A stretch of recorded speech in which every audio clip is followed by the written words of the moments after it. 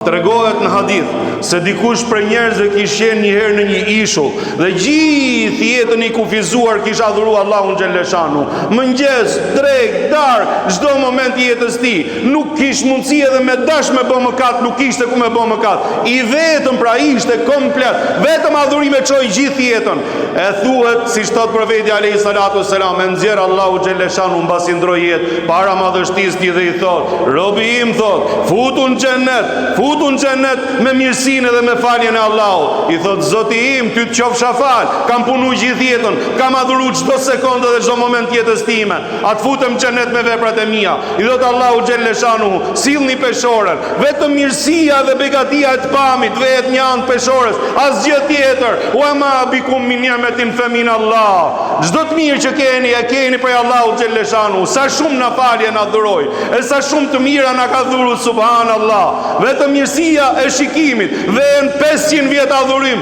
dhe preson më shumë mirësia e shikimit. As shikimi nuk i shly me adhurimin e tij, nuk ja kishte bë falënderimin edhe mirënjohjen Allahu xhelleshanu.